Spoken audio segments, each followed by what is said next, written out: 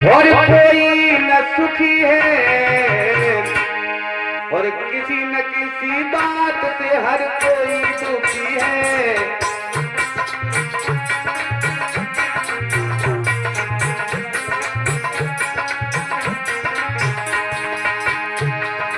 आज के संसार में कोई न सुखी है और किसी न किसी बात से हर कोई दुखी है।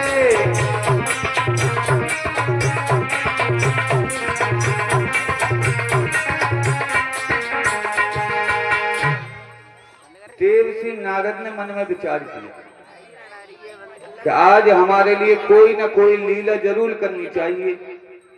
कोई घास फूस से कुत्ता किया और आग लगाने की तैयारी करने की देवर्षि नारद की। देवर्षि नारद पार्वती मैया के पास में पहुंचे कैलाश पर्वत पर और कहा, माता जी प्रणाम। देवर्षि नारद को आता हुआ देखा मैया और बोली पार्वती मैया, अरे भोला भांग तुम्हारी और मैं घोटत हारी और मेरे दोनों हाथ दुखाए और तेरे कदिना की होई तो रोज न घोटी जाए।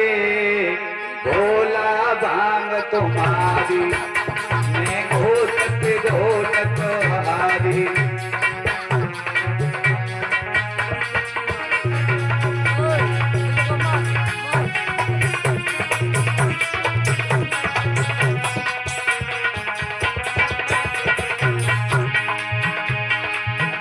अरे भोला भांग तुम्हारी मैं घोटत हारी मेरे दोनों हाथ दुखाए तेरे कतना की कोई तो रोज न घोटी जाए। भोला भांग तुम्हारी मैं घोटत हारी।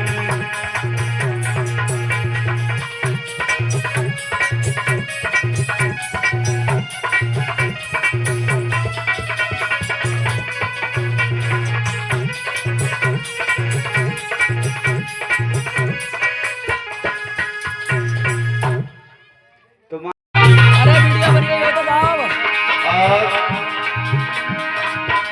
जय रावण से बलवंता हनुमत ने उजारी लंका।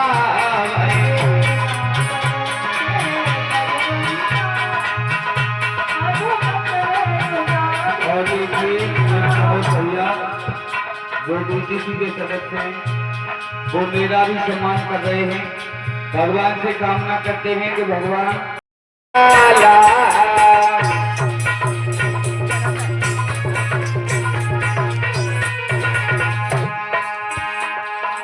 महाराज परीक्षक दिन पर दिन बड़े होते जाते हैं। आज चुनने उनको बड़े लाल हंसते पाला।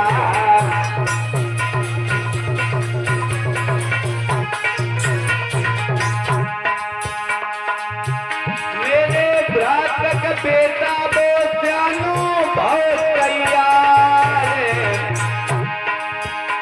और हुई भोला बेटा बालक बेटा खेलन जा तो शिकार।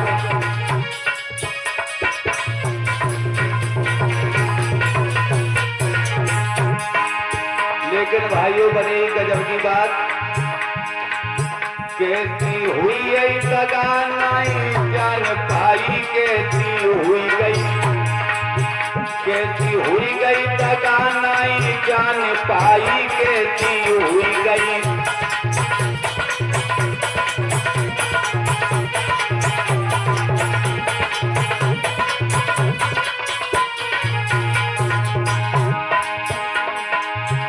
ए नीतू भैया मेरे दौड़ के आइए।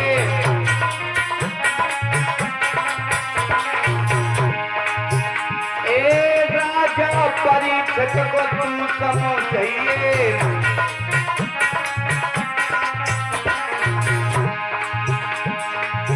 कैसी हुई आई सगानाई जान भाई कैसी हुई गई। कैसी हुई गई जान भाई कैसी हुई गई।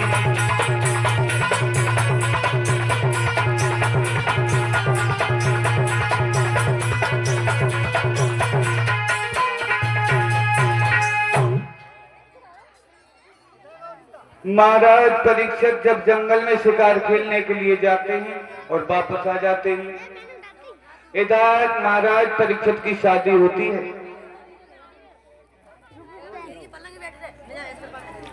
और देखिए 50 रुपए अनेक सिंह समस्तपुर कुंवरी, 50 रुपए हरवेश यादव सलामतपुर, 50 रुपए बालक राम यादव सलामतपुर और 50 रुपए लायक सिंह परीक्षित श्री सलामतपुर, 50 रुपए दानवीर सलामतपुर, 50 रुपए जयप्रकाश और 21 रुपए 21 रुपए सवाजीत और 50 रुपए अंकुश सनोप राम खिलाड़ी सलामतपुर और 50 रुपए विशाल सनोप संजीव सलामतपुर और 50 रुपए जसपाल सनोप लायक सिंह सलामतपुर, 50 रुपए अनिल सनोप धर्म सिंह सलामतपुर और 500 रुपए वीरेश और नीरेश करियावेन और सुलेंदर, यानी 20 रुपए ओमकार सिंह। ये सभी भक्त अपने खून और पसीने की कमाई भगवान की कथा में दान करते हैं। गोविंद की चार आकांक्षाओं की पूर्ति करें। बोले वृंदावन बिहारी लाल की। अब देखो ये थोड़ी देर की कथा और है, तो उसके बाद में बड़ी सुंदर कथा भोले बाबा की शादी। हाँ, पार्वती के साथ में कैसे हुई मैं झांकियों के द्वारा श्रवण करेंगे। और जो इधर उधर खड़े हैं हमारे भाई बंधु वो सभी आकर के यहाँ बैठ जाए, सामने जगह काफी है। हाँ, परीक्षित महाराज की शादी होती है बादशाह की बेटी नवलदे के साथ में।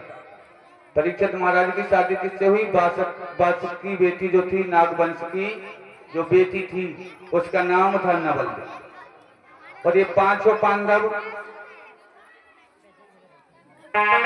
और जिस समय ने परीक्षित का विवाह हुआ है तो बड़ी खुशियां हैं। और बड़ी खुशियां जब हैं तो भगवान कन्हैया इधर तो हस्तिनापुर में बड़ी खुशियां हैं और उधर भगवान कन्हैया कहाँ? एकांत में बैठे हैं, किसी से बात भी नहीं कर रहे हैं, बड़े मौन अवस्था में हैं। तो 500 पांडवों ने देखा कि भगवान कन्हैया मौन अवस्था में बैठे हैं। 500 पांडवों पहुंचे, कहने लगे भगवान क्या बात है? भगवान ने कहा अर्जुन अपने नाती परीक्षित को राज दो, क्योंकि कलयुग का आगमन है और इसलिए अब हमारा रहना हमारा समय हो गया है पूरा। तो हम भी अपने धाम को जाना चाहते हैं और तुम भी जाकर के हिमालय पर्वत में पसीज जाओ। और भगवान कन्हैया वहां से चले गए और कह गए कि द्वारकापुरी में जितने भी गोपी ग्वाल बचे हैं उनके लिए तुम ले आना, मैं तो अपने गोलोक धाम को जाता हूँ। उसी समय भगवान कन्हैया वहां से चले जाते हैं। बलि नाम का एक बहेली आता है, वो भगवान कन्हैया के पैर में तीर मारता है। भगवान कन्हैया अपनी देह को त्याग। बोले गोविंद भगवान की। इधर महाराज परीक्षित की शादी हो जाती है और नवलदे जैसी दुल्हनिया जब घर में आती है तो एक दिन का जिक्र कि महाराज परीक्षित जंगल में शिकार खेलने के लिए जाते हैं। और जब शिकार खेलने के लिए जाते हैं तो उसी वन में लोमस ऋषि तपस्या कर रहे थे। महाराज परीक्षित ने समझा, क्योंकि महाराज परीक्षित बड़े ही धर्मात्मा राजा थे। उससे पहले ही भगवान यानी परीक्षित महाराज शिकार खेलने के लिए जंगल में जाते हैं। और जब जंगल में जा रहे हैं तो उन्होंने देखा है, परीक्षित महाराज ने पहले ऋषि से पहले देखा कि एक गाय के लिए मारता हुआ एक काला कुरूप चांडाल आ रहा है। महाराज परीक्षित कहने लगे, वो गाय और बैल को मारने वाले तू कौन है, तेरा नाम क्या है?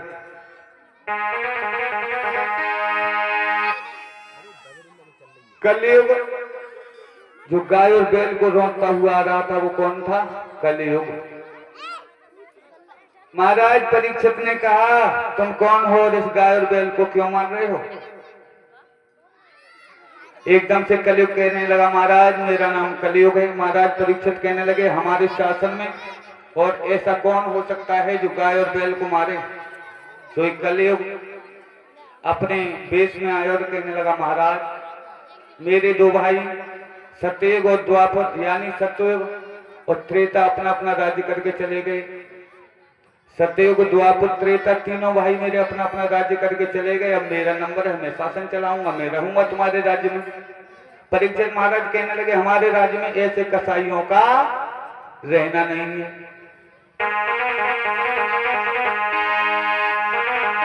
अरे आगे बढ़ के कहीं और नीचे जब धारे के रे फटकारो।